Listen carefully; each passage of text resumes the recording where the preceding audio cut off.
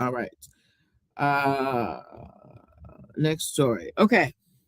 Does anybody like drag queens? Have any of y'all ever been to a drag show?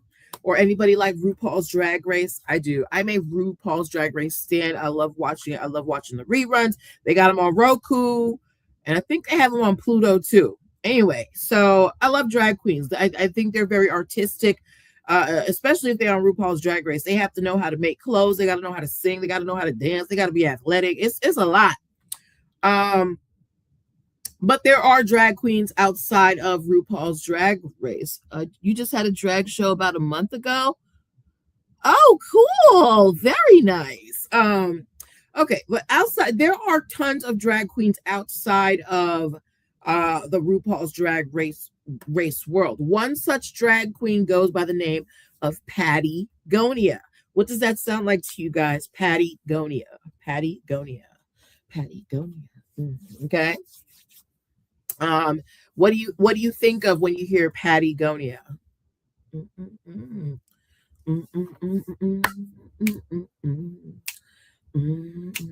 Guys, if you wouldn't mind sharing this out to your people, let them know your girl is in the building. Ooh, let them know your girl is in the building. Ooh. Okay, sounds like Patagonia. And if you don't know, Patagonia is a very well-known outerwear company. They make like, thank you for sharing, they make like coats and things like that, right? So here is what happens. Patagonia not only is a drag queen, but is an environmental activist. Patagonia cares about the environment, all right? And says that the drag name was inspired by the Patagonia region in South America. By the way, that is also the inspiration for the clothing brand. So both of these entities, Patagonia, the drag queen, and Patagonia, the outdoor clothing company, were both inspired by a region in South America called Patagonia. Okay. So in 2022, Patagonia, the outerwear company, they find out that Patagonia, the drag queen, was actually in talks with other brands. Like she was about to get some brand deals with brands like the North Face and Hydro Flask. Mind you, these are direct competitors to Patagonia. Okay. So it's like, okay, here's exactly what it's like. You know the Nicki Cardi beef, and everybody was like, what when all the rappers were like choosing sides. It was like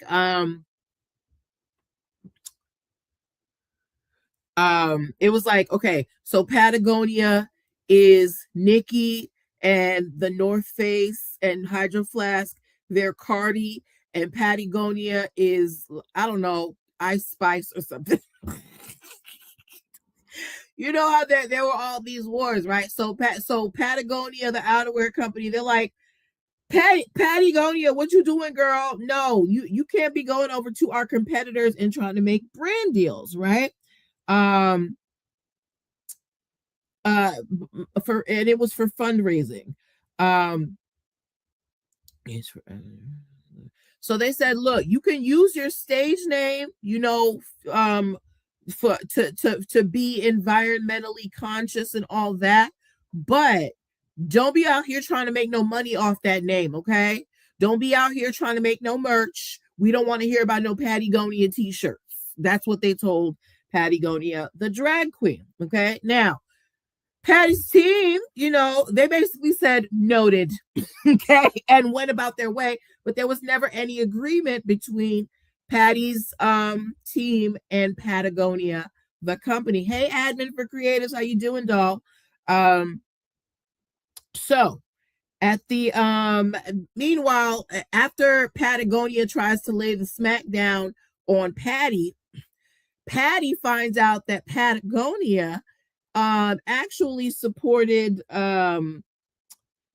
has a subsidiary company that sold tactical gear to the military and police, and she felt like that was hypocritical Oh, stay safe, doll.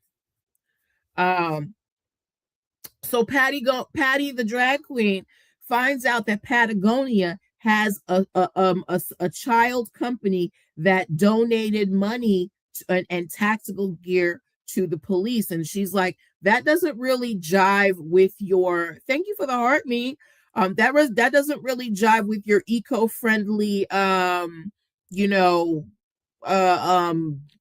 whatever, eco-friendly, what do you call that thing? I have the notes right in front of me.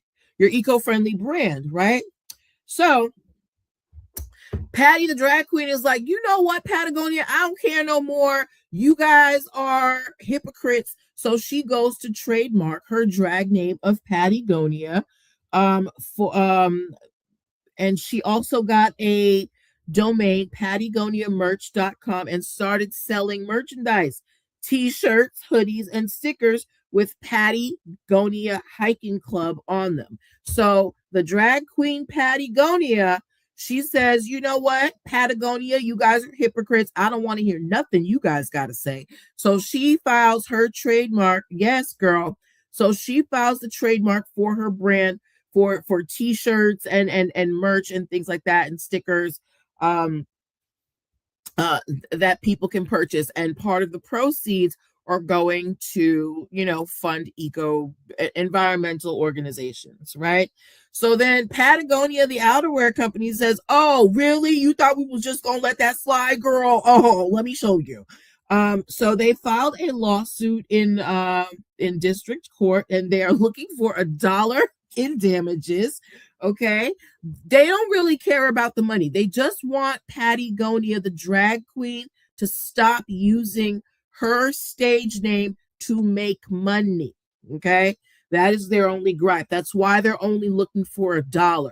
The big thing for them is this name. Okay. Meantime, the drag queen Pattie Gonia, she's out here living her best life. She's getting a lot of support. What else happens? What is it? She's raised over $1 million for inclusive outdoors groups, flying the largest trans flag ever in a national park, and gave a TED talk about joy and resistance, and is working with Yo-Yo Ma on climate activism. So Patagonia, she is making a name for herself apart from Patagonia. She's not relying on the outdoor brand to build anything up for her. So we will see if she's able to go through with this trademark application for her stage name. I'm interested to see if it's going to go through. Okay.